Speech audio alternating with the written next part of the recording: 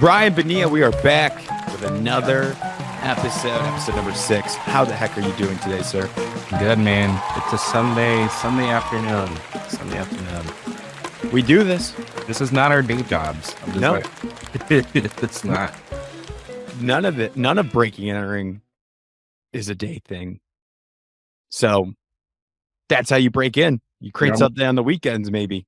You're almost like Batman, like at night, there's a whole different person, one podcast at a time, We love it. Little tired, but feeling good. We just spent the past hour talking about the rap world, what's happening in culture.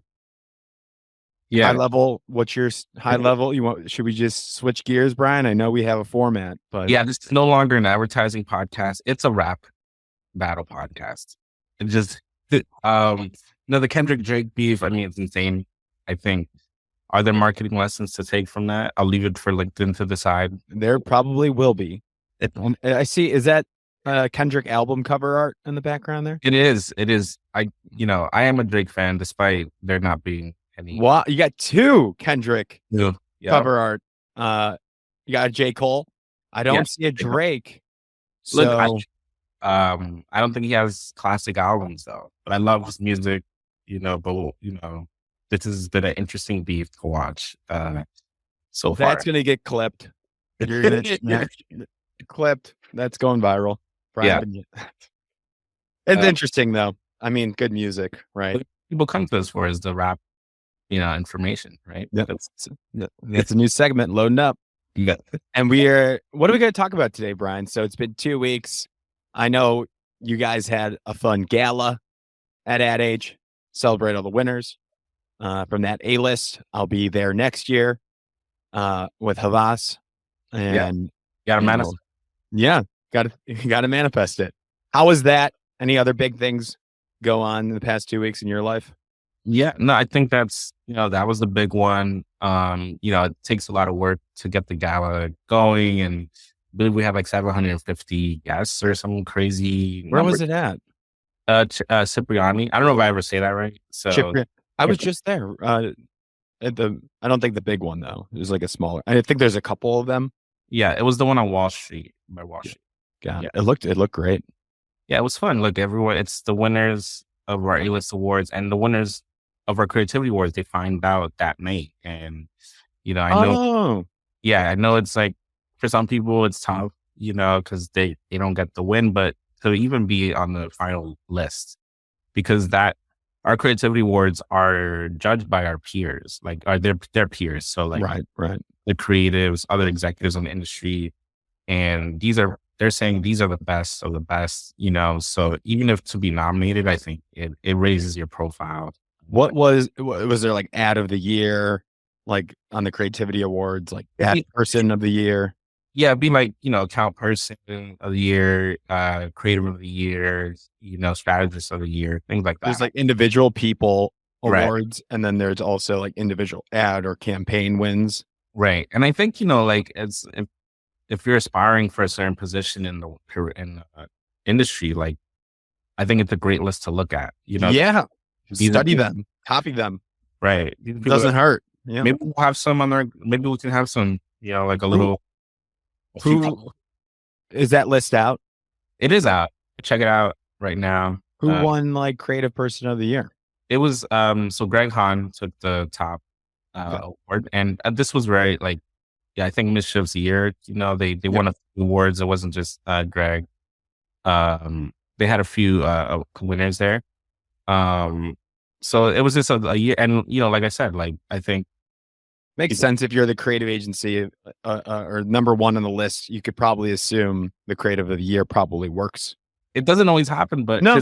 It's like, like I said, the creative agency of the year and that is decided as I think by them as well. But I'm saying like the top 10 lists, like us, right? That's you guys. So the journalists do the top 10 A list, right? But then the creativity awards, the individual awards, the campaign, that's by peers, that's by industry professionals. It's not like, our inputs in there. So the fact that like it did happen that way, I think it shows there is a feeling in the industry that is the agency. in sports, there's like like there's like coaches pick for like NCAA. It's like the coaches pick, the media pick. So Yeah. it's kind of similar, like in that breakdown, if you think about it. Any other big ad of the year? Like, is that one top of mind? Or like any other ones that you want to shout out, like that were fun? Any good speeches? I think Anybody make any funny one, joke? well, we did like a haiku. So last year, we got the feedback was it was a long gala the year before. So we decided to ask everyone to do a haiku for their speech rather than have everyone, spend 5 minutes, thanking everyone. Yeah, that adds up. And I think it worked because I think like it, it showed these are competitive people. These are creatives. So like, who was the most creative in terms of a haiku perspective? Like, I think that was one stood out. I think Known had a fun one where they said everyone in the room, if they got their money together, could buy TikTok. I thought that was a funny thing. I think some people went sarcastic. Some people went like just super thankful for the award. And, not everyone followed it. It's okay. One person went up, so like, I thought that was a joke. I didn't know you actually wanted a haiku, but then they actually did a haiku. So it's like, they were a haiku on the spot, kind of, which is cool, and then the last thing I'll say, and then we'll get into it, but like, why did brought Grimace, like someone was in a Grimace suit as they accepted their awards. So I thought that was fun. There you go. Nice. Yeah. Love it. Well, I'm glad you had fun, and now it's back to work. Yeah. Like serious. Yeah. Serious stuff here. What do we get? We're shaking it up a little bit, Brian. I think we're not. I know we have headline of the week, rapid fire, and then we close out with some sort of subject matter. But I think we're going to go right into the subject matter and lead it off with that big headline, and we'll kind of debate, talk. It's Sunday. We're doing our best as we can, right, Brian? Yeah. And like, look, I think we'll do this once in a while where like there is a big story where we both have expertise on different ends of the spectrum. So like, let's just talk about it, right? And I think sometimes we'll cover a whole bunch of stories, but I think this is a topic that's worth just kind of debate. Yeah, Yeah. So let's talk about it. What's the headline, Brian? Let's get some context to our listeners. Yeah. So, the story that my new colleague, Ewan Larkin, shout out to Ewan, who just joined us on the agency beat, wrote, and me and Lindsay Rittenhouse assisted on. Ewan. Is this his first article? It's not his first, but I think his first like featured type article. Yeah, it's on the front page here. Yeah, it's the headline is "Agency is the ad industry's latest dirty word. Why creative shops are relabeling." And this was a topic, I think in the newsroom that I was having with my editors, and we were all having on like, we're seeing all these agencies pop up, but we're also seeing like people trying to label themselves as consultancies, as creative transformation companies, and different words, right? And like branding of the agency is changing. They're relabeling, restructuring. So the headline is "Agency is the ad industry's latest dirty word. Why creative shops are relabeling." Yeah. And it's like, I think, within the industry, there's always like, I think it becomes a joke where like, oh, you want to, like, it's like a running joke where like people try to reframe how they label themselves. But we were like, well, maybe that is instead of like taking it as a joke, like, why is this happening? And is there some merit to it? Right? No, it's super important from a talent acquisition standpoint, from new business standpoint. How do they drive revenue? Like, what's the strategy? So you guys unveiled that, took out some key learnings, some examples. So why, my question to you is like, why are they doing this? Like, did you get some actual facts and some POVs of different takes of why they're doing that? Yeah, lots of POVs of it, like as always is the case in the industry. I mean, like I said, this started from, it's not a brand new idea of like, should we be a consultancy or an agency? I think the overarching feeling from a lot of executives was you can label yourself whatever you want, but if you act like as an agency, you're still an agency, Right. and we had Steve Stout, the CEO of Translation, basically talk about how like, he wants Translation to be considered more than an agency because he feels like the word agency has a loss of some validity, that he thinks there's a lot of like mediocre agencies that have tarnished the category. So if you feel that way as a company, I guess I could see that point of view of like, well, I don't want to be considered in this group of companies. I want to be considered something else. Um, but then there's other companies that want to be known as agency because it's clear, right? So I had one agency, even a source that didn't make it, I think, into the article, but they were saying like it confuses the client when you try to label yourself as kind of a jack of all trades or this like company who's kind of big. And, I had one consultant tell me like they, set up not me, but like our team, like they had a meeting with an agency that labeled themselves one way. And it turned out they didn't even do the capabilities that they were selling.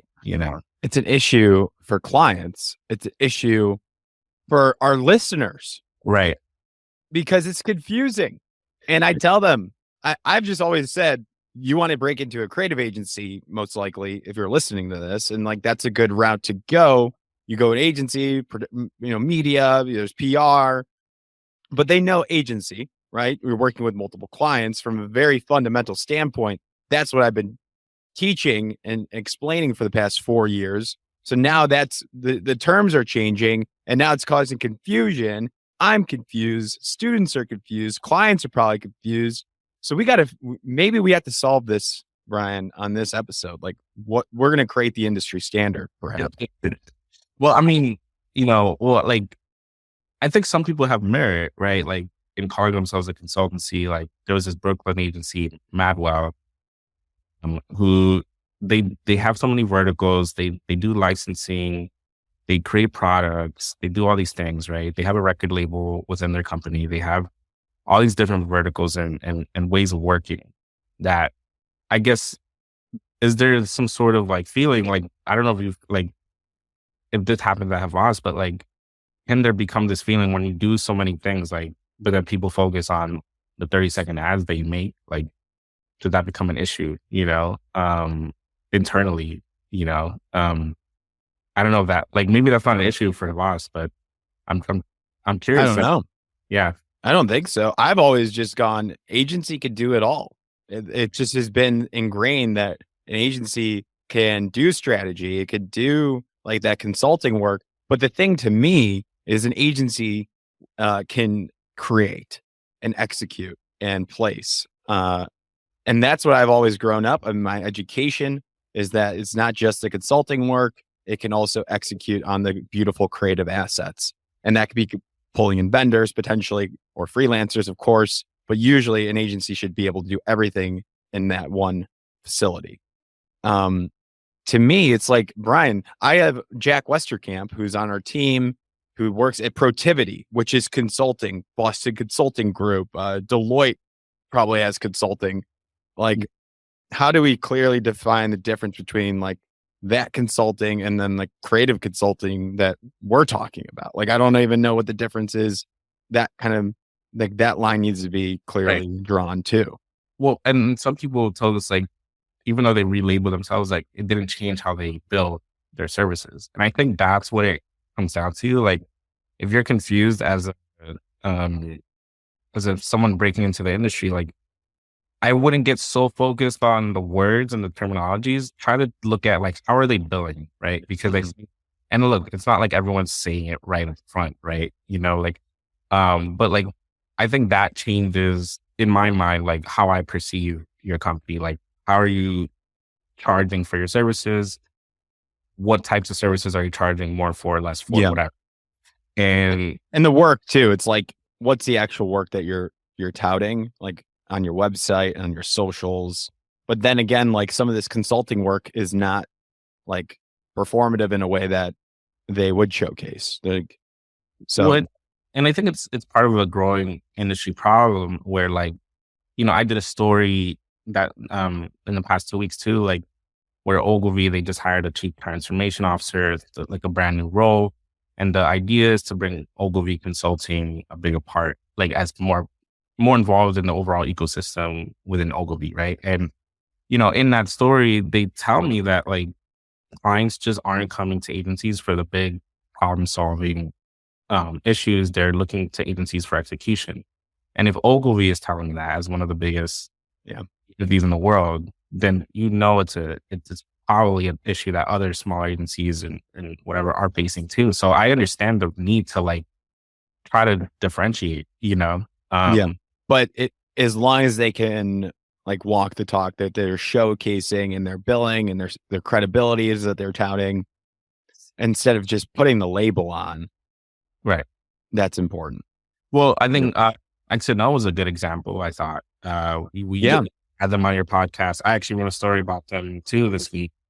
Do you want to talk about them just a little bit so people? Yeah, I interviewed Brett and Eric a couple months ago, and the episode posted a couple weeks ago. I did not do my research, Brian. I got on that call. I record after work, so like 5:30 Central Time. And these guys hopped on. I was like, so tell me about your agency. And they go, you said the word. Like right when we started recording. If you listen to that episode, they're like, they weren't mad. They're just messing with me. I was like, oh crap. I gotta bounce back. I wasn't educated on this service that they're offering, which is like this consulting similar model that was brand new to me. And maybe there's other agencies that do it, but it's new to me the first time on the episode that these two guys are basically the quarterbacks of this consulting firm that have on a bench of people that they call experts, X and O, experts and officers, I think is like what that stems from.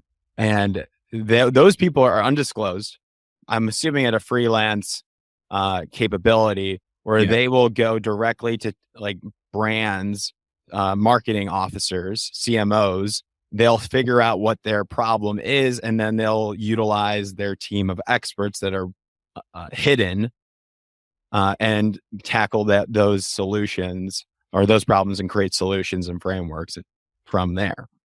So did I do a good job, guys? If you're listening, my bad. I got a million things on my mind all the time, and I don't know stuff. How did I do, Brian? I think that's good. Look, I think it was smart of you to have them on, I thought. And, when I did the story as well on them, and, the motto, like you said, like it's working with like freelance, the executives that are freelance. So like, these are former CMOs, these are former CCOs. Yeah. And the brand side too, they're on too. That's and so they say, right. And we don't know. And these are people that the brand doesn't always know who's working on the on the business through XNO. And it worked with like I thought the best example was Minute Maid. I don't know if you saw that John Hamm spot. Where John Hamm was selling Minute Maid, and I thought it was interesting because they told me, and Coca-Cola did credit them as supporting on that campaign.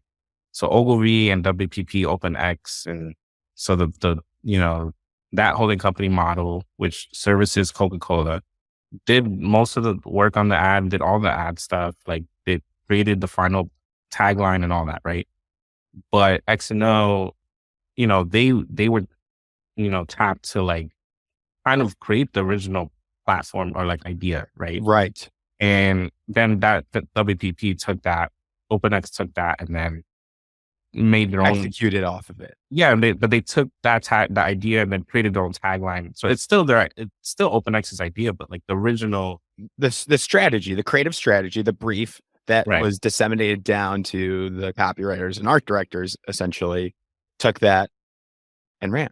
Right. And what's interesting is like this model, it's like they're charging like, all right, you want 3 ideas in a week. Here's how much it is. Here's a set price, like that's what I'm saying. Like, this is different, than, just calling yourself a consultancy. And they wouldn't even call themselves a consultancy, which makes it, I'm like, well, what do you want us to call you? But they think it's like a mix between consultancy and agency, which I could see that, but that matters, right? Like, how are you charging for your services? And they're sprinting to ideas. These are quick ideas. Yeah. Level ideas. But they're high level and they're strong because they have the experts. Yeah. It's pretty dope. No, and it comes at a time where like agencies themselves are trying to revamp, like I did a story this week too on like Bonilla West, like changing some leadership. And part of the reason for that change was they want to become more modern and, emphasize some of their social capabilities, emphasize some, digital capabilities, experiential, things like that. And, you're just seeing, I think on the both sides of the spectrum, traditional, more legacy agencies adapting, trying to evolve. And then you're seeing these new X and O type companies trying to change the model completely, I have an idea. Yeah. This is my agency consultancy idea. Mm-hmm. It's pretty similar to that. So if anybody's listening is like, oh, I like this. It's based off the idea that brands have all the research, right?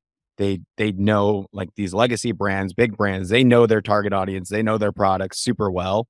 So the idea is to create a purely creative, quick hitting powerhouse entity called No Research. No research. So if X and O is doing all that like strategy work based off of the brand's research that they already have, they create that. Then Geno and No Research comes in and just crafts an amazing creative execution. Right. Yeah. Wait a minute. Uh-oh. Well, I think what did we just do here, Brian? I think clients, to your point, like they want quick ideas that work.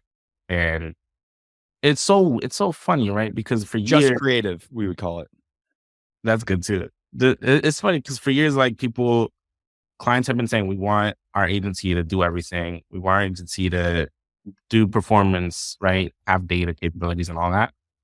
But then you're seeing, clients that don't want that anymore. They want just like an idea, a big idea and creative platform, and that's it, So I kind of feel for agencies right now because I think there is, what's called like I think agencies are self-conscious. They're kind of feeling down a bit on their services, and why you're seeing some people relabel themselves. Yeah. Insecure. I don't know. Maybe. If there are those just purely creative, like, is there just like the purely creative agency still? To me, it's like all these holding companies are acquiring consulting and digital, and they're combining, and they're probably due for a relabel of how they kind of market themselves. Mm-hmm. And I think they are doing that. But then how many are there like purely creative agencies out there anymore? Yeah. Like, that's something I don't see. We don't hear a lot about. Well, if you were to start, like, to your point, like, we should do an episode where we like start our own, like, try to create an agency in one episode, like start a company and like a mock company, and what type of services would we add. That's what I'm saying. Like, this just creative would be interesting. I think that's where I would go. Like sprint. I think sprints are great. I think, agencies like Goodby has their brand camp, which does really well for them. We have Spark sessions at Havas Chicago. There you go. That are one day, like, we put all of our creatives on for one day and it works really well. Like, that I hope I can talk about that. I mean, I am the PR person, so I approve it. And it's working. Yeah. All right. So yeah, man. Boom. But yeah, I think if we were to create something, that's what I would propose. It's like no research, just creative, whatever you want to call it. We just come in when your brand knows everything. You have all the research, and then maybe an X&O or a strategy consulting writes the brief, and then we just come in real quick. We're going to get the can-winning creatives, Buchin, whoever. Yeah, and I think you're, in that model, like it probably wouldn't grow too big, right? And I think we're seeing agencies like we talked about, Kendra's new agency was kind of, they'll see where they don't want to.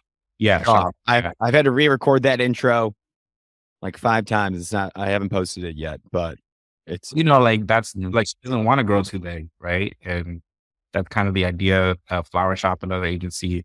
yeah. Is Elizabeth Hess reaching out to you? Well, she's She's gonna, good.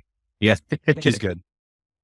But yeah, like I think in that model, I wouldn't want to grow it too big, you know. No, And, why? We should um, grow huge. well, well, I just think it gets confusing, right? I mean, I'm thinking about me personally. I wouldn't want that, like Every creative in the industry is a part of Just Creative, and they yeah, get a lot of money, and they don't have. It's like a community, yeah, a collective. a collective. We should. Oh my god, we should do an episode on all the buzzwords that are in the industry. I know. Because I think we use them now. Yeah. A collective, yeah, I don't know what students want. I don't know what's best for students. I think they need to.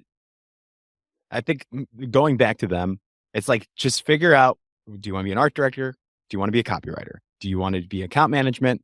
Do you want to be in new business? Do you want to be in production? Do you want to be in finance? Like identify the key roles, because the roles themselves I don't think are changing too much. Maybe they are. Maybe there's like a TikTok. There's content creation.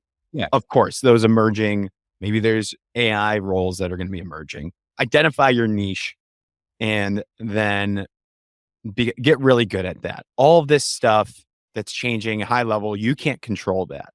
You can maybe change and create your own thing, great, but it first starts off with identifying what you're good at, what you're passionate about, and then proving to people, wherever that might be, that you can do that job at a high level. I think like just to mitigate the stress from everybody, you can't control all these trends, but you can control your effort and how you execute in your specific path. Would you agree?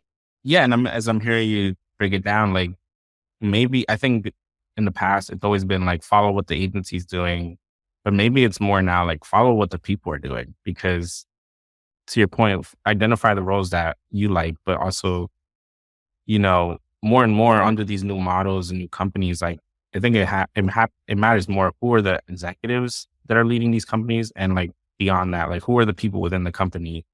You look at our creativity awards, right? Like those are careers. These are that you can model after, rather than like trying to go for that one agency, that you've always wanted to work for, Oh, right. Right.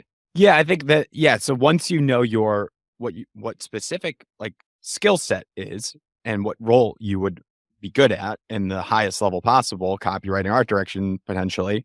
Um, and then you can start identifying like people and the models after that, and then apply to those different like companies. Or you go, that's why we have Breaking Entering, Brian. You listen to their episode and you say, hey, I listened to Geno's episode and Brian's episode where you were interviewed. I love your model.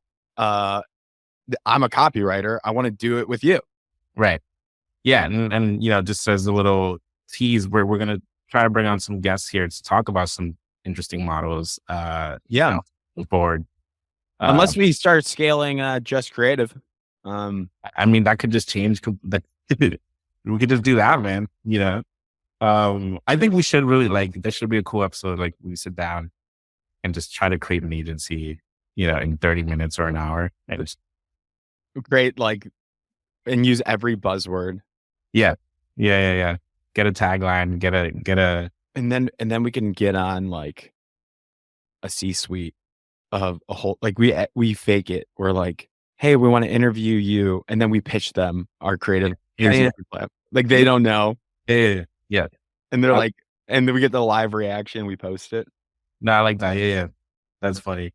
I hope people are listening, because you might get a call. But look, I think it was just an important topic for us to talk about, because the industry, it's weird, right? The industry is slow to change in a lot of ways, but then there'll be a few years where there's a lot of change quickly, Yeah. Yeah. Do you still like covering it? Like it's got to be pretty interesting. Like if you don't want it to remain the same, right? It gets a little boring. So this is probably pretty interesting on your side of things. Yeah, I love it. And I think there's a lot of areas that, I want to highlight. And I'm, shout out to you and again for doing that story, because I think we're going to put out some more stories that people are gonna really be interested in. And I'd love to have him on our podcast at some point. But yeah, like it's great to cover this. I think the key with this industry is not to get too jaded, not to, let it bog you down, right? Because I'm sure you get this too. Like it can feel like a cycle, right? New account win, new account loss, New agency pops up. executive move, new agency, right? You gotta keep your mindset like as objective as possible, but also like stay interested, in this industry, That's a good point. You're teaching me how to be a good journalist. Hey, if you ever want to switch, if you ever want to switch. I'm blurring the lines like crazy all the time. But I got to give some love to Havas. Like, they support me. Like, they can easily say, you are literally promoting other agencies when your job is to grow Havas Chicago. And they support me. And I think it comes down to the mission of helping students. Like, everybody's buying into that. That's why we're able to get you and like all these amazing guests. It comes back to we're helping students get a job, a career that we come up with ideas for. Like, yeah, it's awesome. Like, even if it changes the names and people are confused, at the end of the day, you're getting paid to come up with creative ideas in some way, shape, or form. Even if you're an account executive, assistant account executive, you are creative. You are innately creative. They hired you because you understand we're coming up with business solutions that are fun, that are different. Because as long as we have that mindset, we will continue to have this industry. Right. No, for sure. But yeah, I think that kind of covers the whole what we were going to talk about. But like, yeah, man. Final thoughts you have or anything? Like, no, I think I did my tangents. I think we're good. Any big things coming up? So we're gonna create our agency. We're gonna do a fake pitch. Anything else coming up in the burner? We'll have you on in another 2 weeks. Yeah, I think look out for our small agency awards. That deadline closed, so we'll be judging that. That's in Boston. Maybe you can come down, and like check out some of the agencies. We can do an episode or something. We'll see. Ooh, works. You get a lobster roll, cold. Yeah, there's cold or hot, and I think the cold is the way to go. Well, there's cold. I was actually at Burger. You ever been to Burger and Lobster in New York? That was there yesterday, and they have two it's a Gordon Ramsay owned restaurant, and they had two lobster rolls. They had the OG cold one, and then they had the warm one, which was Connecticut. It was a Connecticut lobster roll. Okay, I was gonna guess. I forgot what how'd you like it? No, I like it both ways, but I didn't realize that. Yeah, it was the you have to pick one, Brian. You have to pick one. Which one did you like better? I like the cold. Okay. The OG, And you think Kendrick is winning? Kendrick's winning right now. As we record on Sunday, May 5th at 12:56 p.m. Central Time. But there could be a new diss track. He might have dropped one while we've been recording this, so who knows? Like, but no, man. Look, I think this was just a big topic, and I just wanted to kind of debate high level with you, man. Just talk about it because I don't know. This industry is constantly changing, and I think it's interesting. But we love it. That's why we recorded on a Sunday. Yeah. But yeah, man, Kendrick's winning. Do you think Kendrick's winning? I don't know what you think. Yeah. Okay. I just like the music that they're putting out. I don't know anything else. I just like the sounds that I hear in my ears, which is going away. I think I listen to music too loud. I can't hear, which is not good for a podcaster to not be able to hear. Kendrick, and like, could agencies learn from Kendrick? I think they could learn how quickly to adapt to a growing. Yeah, be quick. The name of the game, sprints. That's what it is. Sprints. I got this out. I had this conversation recently. If you had to lose like 1 sense, which would you pick? I'd probably pick smell. I agree. Is that that counts? Yeah, that's a sense. I think, I don't need it's the world smells bad sometimes. When you live in New York, Chicago can smell bad too. I totally agree. small town, like it probably smells good or whatever with the grass and all that, but not here, you know? restaurants. Yeah, smell good sometimes. Yeah. Yeah. Okay, that's my little side question. We could ask that to our guests too. If you had to pick a sense, you know? Yeah, we start off with that. It's a running thing that we're gonna do. Cool. Who's our next guest? Who do you want on? I think that's a secret. Okay, We'll see.